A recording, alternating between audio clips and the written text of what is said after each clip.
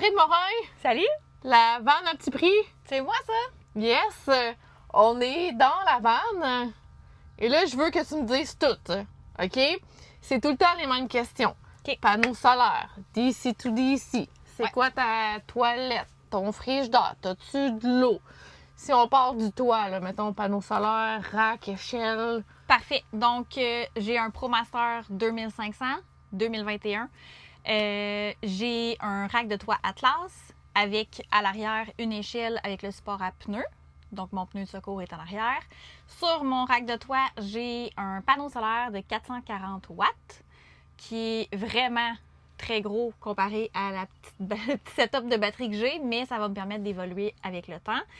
Parlant de batterie, j'ai une batterie Voltium de 150 ampères-heure qui est amplement suffisant pour mes besoins. Puis après 6 années de vanne, je savais exactement c'était quoi mes besoins. Donc quand j'ai monté cette vanne-là, je savais là, que j'avais pas besoin d'un système overkill.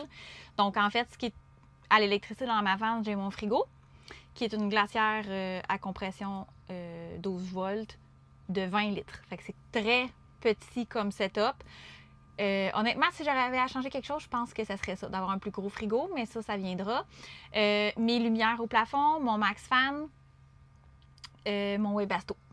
C'est pas mal la seule chose qui fonctionne à l'électricité. Sinon, j'ai une prise de courant de maison sur le comptoir de cuisine qui, lui, est relié à ma deuxième batterie qui est une Blue Yeti 200 Elite.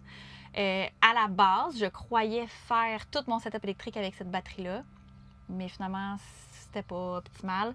Fait qu'au lieu d'acheter un inverter, ben, c'est cette deuxième batterie-là. Donc, tout ce qui fonctionne, ma plaque à induction, séchoir à cheveux, n'importe quoi que j'aurais besoin de brancher, ben, ça se passerait avec ma Blue Yeti. Fait que ça vient pas gober dans le jus de ma batterie lithium qui est juste sur des trucs qui consomment pas beaucoup, là. Ouais, parce qu'exemple, moi, le fer plat dans ma vanne, ça fait comme sauter les breakers. Ouais, non, c'est ça. J'ai pas ce problème-là. J'ai quand même un inverter qui a. Écoute, je sais pas c'est combien d'ampères-heure c'est la batterie, là, mais je veux dire, j'ai une batterie juste pour ma prise de courant, dans le fond. Là. Fait que je suis autonome pendant. Tu sais, comme par exemple, quand je branche mon Starlink, j'ai déjà passé 6 heures sur mon Starlink, puis j'avais utilisé comme 8 de batterie. Là. OK, fait ouais, que c'est c'est énorme. vraiment énorme là, la capacité que j'ai. Ce qui fait que. Puis tout se recharge par le panneau solaire.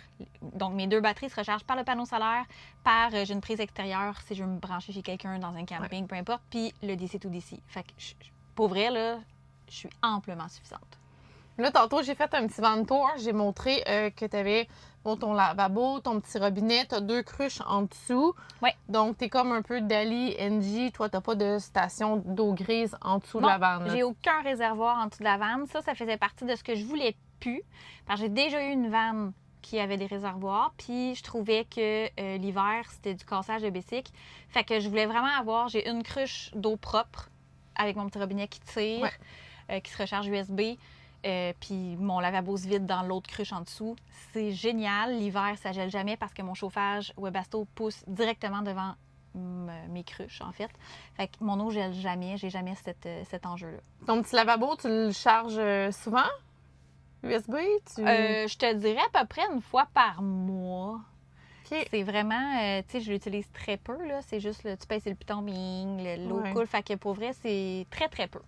Mais là, j'ai pas vu de truc pour cuisiner. Bien, en fait, j'ai 2 systèmes pour cuisiner. J'ai une plaque à induction. OK. Et j'ai aussi un petit rond au butane. OK. Donc, dépendamment là, de ce que je veux, puis tu sais, si je veux l'apporter dehors ou peu importe, ou pour mon petit four Omnia avec le petit rond au butane. J'ai les 2, je les range dans la capucine là, au-dessus de la cabine conducteur. Fait que ça prend pas de place ni sur mon comptoir. Dans mon ancienne van, j'avais un rond, un poêle à induction, une plaque à induction en fait fixe. Fait que c'était comme tout le temps l'enjeu de je voulais pas la graffiner, puis ça prenait de la place. Fait que là, j'ai vraiment un comptoir qui est complètement libre. J'ai ma petite extension de comptoir aussi si j'ai besoin. J'ai ma table fixe, ça me fait aussi du comptoir. Puis j'ai mon bureau à l'avant, mon espace de bureau qui est comme ma table lagoon, qui peut aussi me servir comme d'extension de comptoir. Fait que pour vrai, si je veux me partir une batch de quelque chose, j'ai d'espace. Là. Avec toi, tu as la chance d'avoir ton Webasto qui est en arrière. Ouais.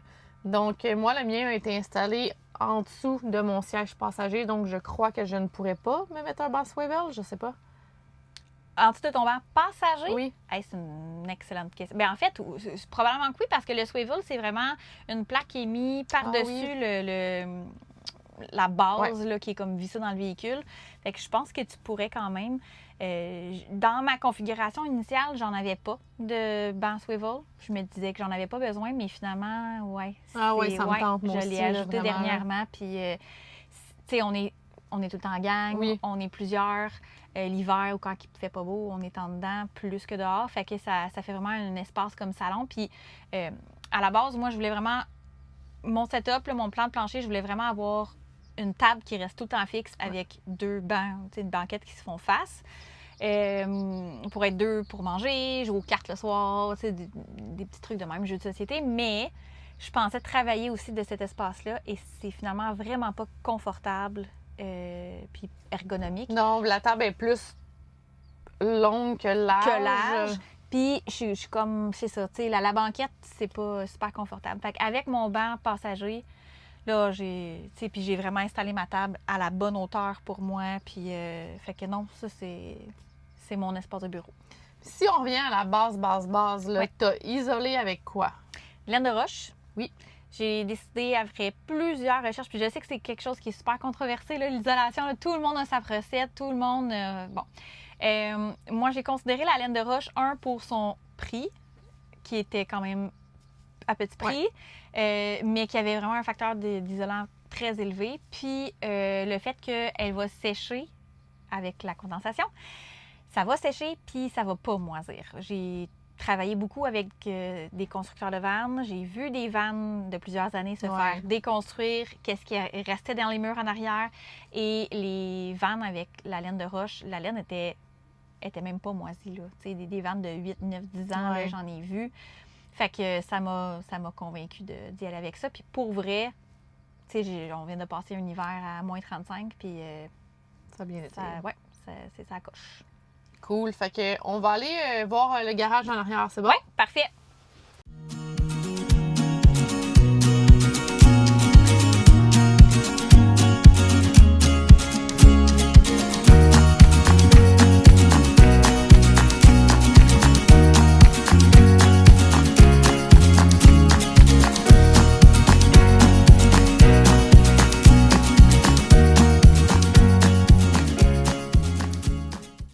Quand on construit une vanne, il y a des choses qu'on est capable de faire par nous-mêmes.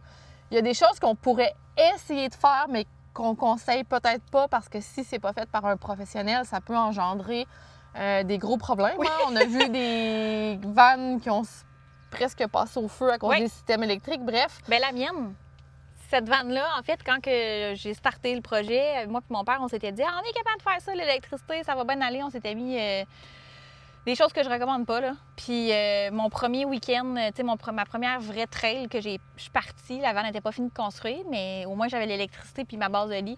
Je suis partie pour Abénaquis. Puis sur la route, ça sentait le brûler, là.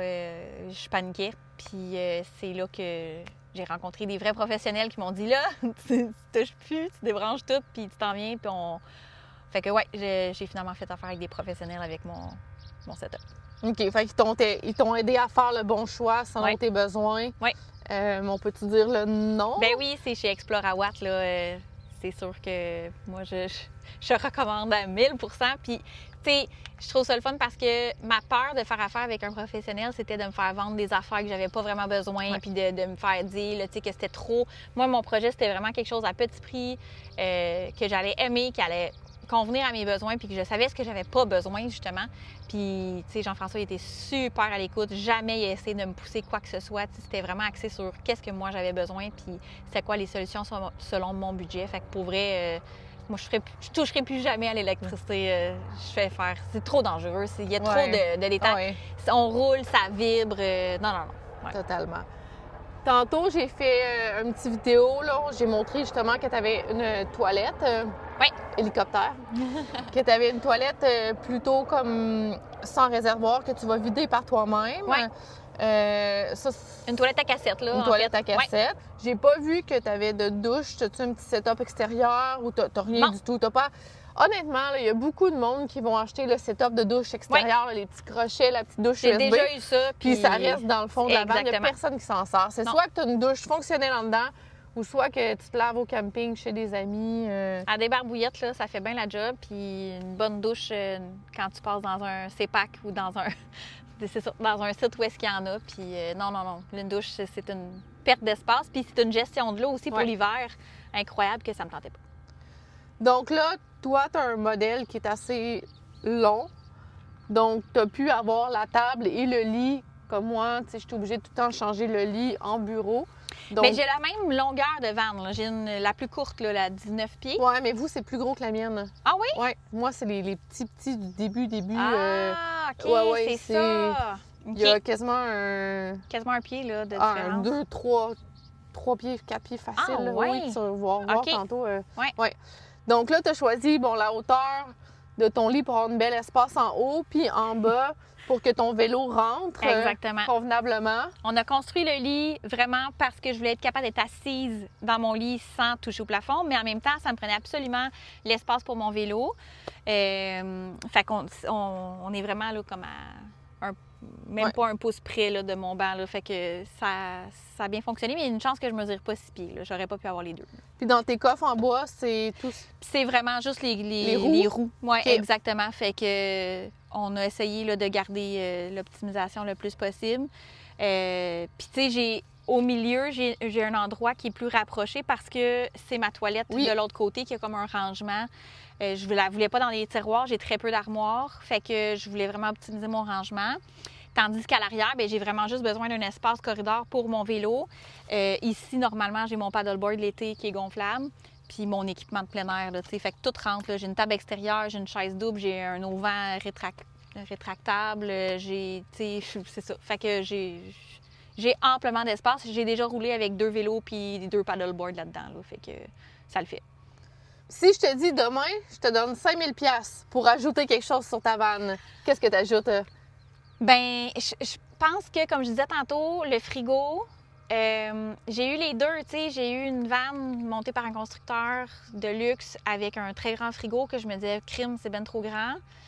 Là, j'ai probablement trop petit. Tu sais, ma glacière, Ouais. 20 litres, c'est pas assez. Fait que je changerais ce setup-là. Je sais pas encore si je reprendrais un petit frigo vertical là, ou si je retournerais avec quelque chose de... Mais je pense que j'irais plus avec quelque chose de vertical parce que Ouais. t'ouvres puis t'as vraiment accès à tes trucs, tandis que là, la glacière, tout s'empile, puis là, ça se... Ouais. On voit aussi les besoins de temps partiel vs temps plein, puisque tous les temps pleins, on rêve tous d'avoir les gros racks flots en arrière, tu sais, pour l'hiver, mettre les skis, les raquettes, les paddles, tout ce qui est tout le temps mouillé. L'été, tu sais, on rentre bien du sable dans la vanne. Ouais. L'hiver, c'est bien de la neige. Ouais, Mais ça fait partie de l'aventure. exactement. Donc, Karine Morin, un gros merci de nous avoir apporté dans ton intimité, dans ton cocon, dans ta Ça me vanne. fait plaisir. Est-ce qu'on va te voir bientôt ou éventuellement dans les prochaines années à temps plein? Tout à fait. Tout à fait. Tout à fait. Yeah, start Yes. up!